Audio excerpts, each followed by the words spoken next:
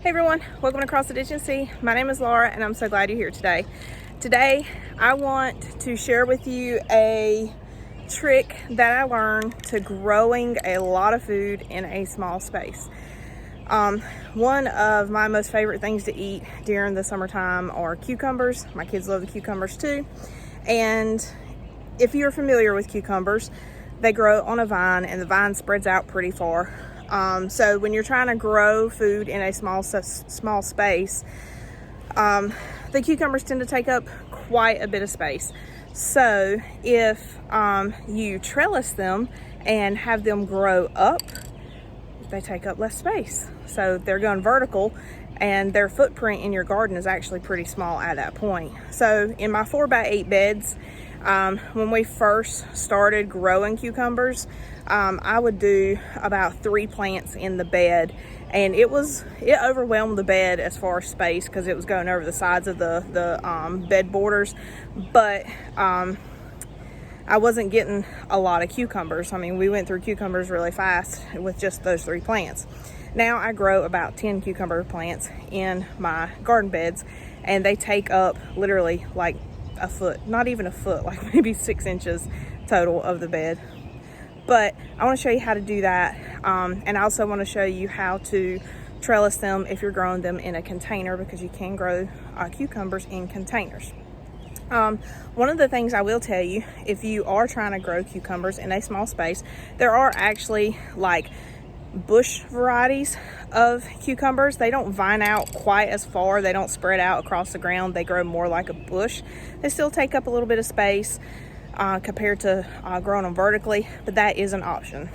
They have like patio varieties that are great for containers as well. So that's just something to keep in mind when you're looking at seeds, if you want to start it from seed, or if you're looking at buying cucumber plants at the store, or from like your local nursery. You can buy a bush variety or a container variety, and it won't take up quite as much space as a traditional vining cucumber. But now I'm going to show you how I trellis my cucumbers in both pots and in my garden. So here I have 2 cucumber starts growing, and then I have some coming up by seed right there, and they are growing up this cattle panel arch in my garden. I'm trying to back up so you can see it a little bit better. I currently have 3 of these in my garden, and I'm getting ready to install a 4th one. I will tell you, this is a beautiful way to grow cucumbers, to grow pole beans, smaller size melons, anything that vines up that doesn't have very large fruit. Beautiful way to grow them because the vines cover the arch, and it just makes a little canopy, makes it look super magical, especially at night when my little twinkle lights come on. Oh, I love it. I'll sit out here in the chair and just stare at it. But I have 3 currently. That is actually a hog panel, and these 2, the one back there where you see the rooster, and then this one right here, are cattle panels. And the difference is just the width this way. This one isn't quite as wide as these, but their length is the same. They're both, or all 3 of them are 16 feet in length. And I think that one is 4 to 5 foot in width, and that one is like 2.5, 3 foot in width. So that's my rough guesstimate. But you can buy these cattle panels at your local farm supply stores. I know I get mine from Tractor Supply, and they run between 20 and 25 bucks. So when it comes to trellises, that's actually pretty cheap, because if you buy like a formal I say formal trellis, but like a prepackaged trellis at garden stores or at big box stores, to get one that would hold the weight that these hold and hold the amount of vines and stuff that these hold would run like 50-60 bucks or more, depending upon the design and the material. So definitely a bargain price, and they're really not eyesores. They're actually beautiful, and I'm going to show you how to make them even more beautiful. So let me show you how to do that. So let's talk supplies and what you need to make these cattle panel arches. You need cattle panels or hog panels. These 2 are hog panels. You need T-post and zip ties. And these TPosts I got from Tractor Supply. These are can't remember if these are 5 or 6 foot in height. I guess I could stand it up next to me, but you know, about a 4 to 6 foot T-post should be sufficient for your cattle panel. And then zip ties, you just want to get some heavy duty zip ties, and that's all you need. An optional supply, spray paint, color of choice, just so your T-post aren't just standard green color. I have T-posts that are standard green color, and then I have some that are, I call them happy colors. So that is all you need. You need cattle panel or hog panel, 2 T-posts, and then zip ties, heavy duty zip ties, and then once again optional spray paint. So what I do is a few hours before I put up, or a few hours before I want to put up my trellis, I spray paint it and let it dry, and then spray paint it. Let me be a little bit more clear. I spray paint the T-post, let that side dry, and then flip it over, spray paint the other side, let it dry, let it harden in the sun. I do it on a pretty warm day with the humidity not too horribly high. I use a Rust-Oleum spray paint just to seal it and hopefully keep it from rusting any further. And I just do that, and I let it dry for a couple of hours, get good and hardened and dried and cured and whatever the proper terminology is for it. And then when we first put the T-post in the ground, we used a sledgehammer to hammer them in. That was really hard work and was not fun. So we ended up borrowing a pole driver from someone, and a pole driver made it a lot easier and a lot faster to get these T-posts in the ground. And it turned out to be a one-person job at that point, which was kind of nice. So you'll see the pole driver in just a little bit. I will actually have to go borrow it and return it, so you'll see that in a little bit. But right now, I'm gonna paint my T-post.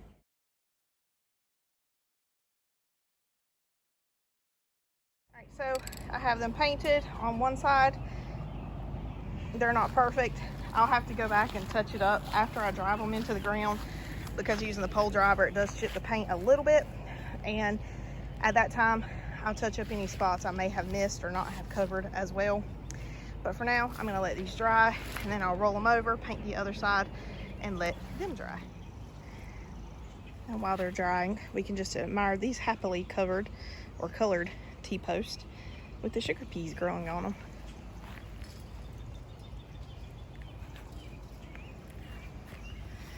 I love my happy colored T-post, and this is like some hardwire fencing that we bought in a roll, and similar concept. We just zip tied it to the T-post after driving them into the ground, and it creates a fence for my sugar peas and my pole beans that I'll be planting soon to run up and grow on. And it also creates a little bit of a privacy fence during the summertime from the neighbors, which is kind of cool. I like that. But it's really pretty. You can do the same thing with cattle panel. If you don't want to do an arch like this, you can just turn the cattle panel lengthwise and zip tie it to T-posts going lengthwise without an arch, and create the same concept I have going right here. Okay, so this is a pole driver. This is, well, I guess you could say this makes hammering the T-post into the ground a heck of a lot easier and faster than using something like a sledgehammer. You can find these at places like Tractor Supply. I'm not sure about how much they cost, but how they work is when you, and we'll show you using it, but it has this hollow end. The other end is solid, pretty far down solid, weighted, and you slip the hollow end over the pole wherever you place your pole where you want it, and then you slide the hollow end or the open end over top of the pole, and then just tap it down a few times to kind of get it seated into the ground, and then you can start driving it into the ground however deep you want it to go. This will be my disclaimer. Anytime you're driving posts, poles, anything like that to the ground, or anytime you're digging, make sure you contact 811 to have the yard marked of any type of lines, pipes, things like that. That way you don't accidentally hit something. Now on to showing you how to put T-posts in. I have my lovely assistant here, my husband, hi. So we have the T-post placed lengthwise down the side of the bed right here, about the halfway-ish mark. We have the little nubs that are on one side of the T-post facing towards the bed, and the reason that we're doing it that way is because we're actually going to slide the panel on I guess between the post and the bed itself. I'll show you another way to do it in a minute, but this is how we're going to do it right here, just because it is within the walkway instead of in the bed. It'll save space and help anchor it a little bit better. But we're going to hold this in place, or I'm going to hold it in place. I'm going to move right here. And just for his first couple of taps, I'm going to hold it and then I'm going to let it go.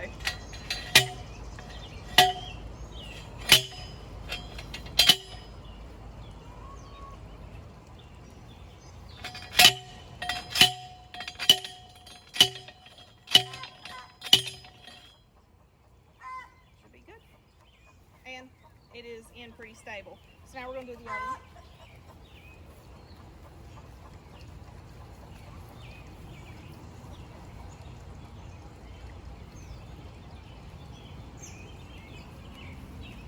I told you guys earlier I'm going to have to touch up the paint on these.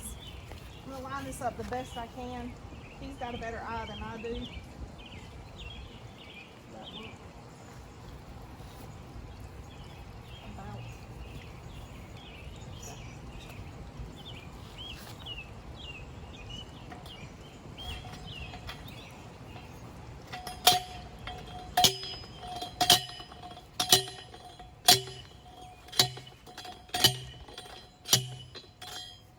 Give it another tap.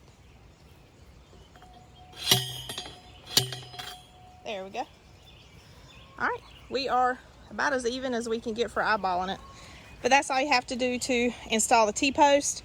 And what I'll do is, in a little bit, I'll just hit it up with a little bit more spray paint just to touch up the areas. But next, we'll grab the fencing panel and some zip ties and install the trellis.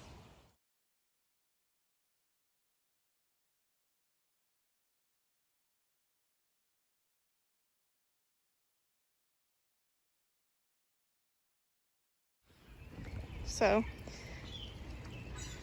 the arch is in our new trellis. So you saw in the time lapse, we kind of arched it, walked it in through the gate, which is at a bit of an angle, and then we have a very narrow space to work in, plus we are bending it more than what it is intended to be bent. So it took a little bit of wiggling around, but we got it in. And also what made this one a little bit difficult is because we installed it with the nubs facing in and the fence coming in behind it. So that made it a little bit harder to get in, but it still won't bad. And then I secured it with some zip ties, which you saw me doing right there at the end. I put 4 on each side, kind of towards the top, middle, and then at the bottom. And they're just regular, like, black zip ties, kind of heavy duty ones. I got them at Walmart. I think I got like a 50-ish pack for like $5 or $6. It won't bad at all. So all in all, this project cost less than 25 bucks. Not bad at all. So I did that one the same way I did this one. Another way, and a little bit easier way to install your arches, is the way that we have them when they're going into our actual garden beds. So my other 2 arches set inside my bed, whereas this one sets outside. This one sets inside the bed, and I have my T-post with the little nubs facing the opposite bed, as you can see there. And then we just brought the arch on the outside where those nubs were and secured them with zip ties that way in the bed. That way we can plant right here. As you can see, we have cucumbers planted right here, and then they'll grow up on the inside of the arch. And that way, literally, growing cucumbers takes up that much space. That's maybe 3.5 foot total, maybe 4 foot, and in length, and I'd say 6 to 8 inches widthwise to grow cucumbers. Some people plant just 2 cucumbers on each side of the trellis. I do 4 it does good for me. Once again, I tend to crowd my plants, and like I've said in several videos, once you learn your garden soil, what it can do, what it can handle, as well as how well you fertilize it, some of your plants you can actually crowd. And my cucumbers, I've learned I can do 3 to 4 cucumbers on each side of these panels. So I'll do 3 to 4 cucumbers on this side, 3 to 4 cucumbers on that side, and they'll just grow up the arch. Cucumbers will hang down. And honestly, it helps the cucumber plants, not just cucumbers, but smaller melons, beans, things like that. It's actually a little healthier for them to grow that way, I think. I had a lot less issues with powdery mildew and stuff because the vines aren't laying on the ground in the moist soil. I didn't have as many pest issues and fungal issues because they were growing up over these arches and they had plenty of airflow. So I think that helps them as well. But that is how to install arches using cattle panel and hog panels in your garden. Now I have 4. Woo. And I have enough to do one more. I just got to figure out where I want to put it. So other trellising options for cucumbers are pretty much ways that you can trellis tomatoes. Very similar. So you can make the triangle using sticks. You can use part of a fencing panel to create like a half moon into your container for the plants to grow up and be secured to. You can also put like a post in the ground, tie string to it, and then if there's some sort of overhang above the plant, you can tie the string to it, and then the cucumber, the vine, whatever it is, or your tomatoes can grow right up it. So there's several options if you're growing vines to be able to trellis them up. That way you can have as much food as you can possibly stand to grow in your yard, and it takes up a very, very small footprint in your garden, so you can grow more that way. And over the years, as you continue to garden more and more, you'll start looking at things in your yard, things around your house, going, can I plant something in that, or can something grow up that? Because you're going to get addicted to it, and you're going to want to find any and every way possible to grow as much food as you can at your home. And when you discover trellising and growing things vertically, you can grow a lot of food in a very, very small space, like sugar peas. These things are loaded. But once again, we have a very small, our lot is less than a 1/4 acre. That includes our home, our shed, trampoline, driveway, everything. And this is what we have in our backyard. This takes up half of our backyard. But the cool thing is when I'm watering, the kids use it to, play in the sprinkler. And I come out here in the evenings when I'm fixing food and fixing supper and harvest right off the vines that are growing on these little arch trellises and throughout the garden. So you can grow no matter where you live. You don't have to have raised beds. You don't have to till into the ground. You can grow food wherever you are. I'm gonna do some chores, tidying up while we're talking. You can grow food wherever you are, and it don't take a whole lot of space. Once again, just a small area of your yard. You could do 2 little raised beds like this, put in an arch trellis like this, and here you could have 3 to 4 cucumber plants on each side for a total of 6 to 8 cucumber plants just in this small little space right here. Give it a try. I promise you won't be disappointed. Well, that is it for today's video. I really hope this inspires you to go out into your yard, your garden, even on your patios. Go out there and look for ways to grow food for you and for your family. You can get really creative, and if you put a little bit of thought into it and a little bit of pre-planning, you can grow a lot of food in a really small space. Once again, just in the small area that I'm growing here in our yard, we can grow enough food to feed our family during the summer, share with our neighbors, and even enough to preserve for the winter time. So give it a chance, get creative, put up some little arched trellises in your yard. Like I said, each of these trellises costs less than 25 bucks to do. And if you look around, you might even have friends, neighbors, family, someone who might have some T-posts, or maybe a farmer or someone else who has some T-posts laying around that they're not using, they don't want anymore. They might be willing to let go of them for a little bit cheaper, or maybe even give it to you for free. So definitely a way to save money. All you gotta do is ask. And a little coat of spray paint goes a long way, because you can see my post back here, brightly colored, gives a little pop of color to the garden and makes you smile. We like happy colors. So get out there, give gardening a try. If you already garden, I hope this shows you that you can actually grow more in such a small space. Thank you so much for joining me. I hope you have a blessed day, and I hope you come back to see me again.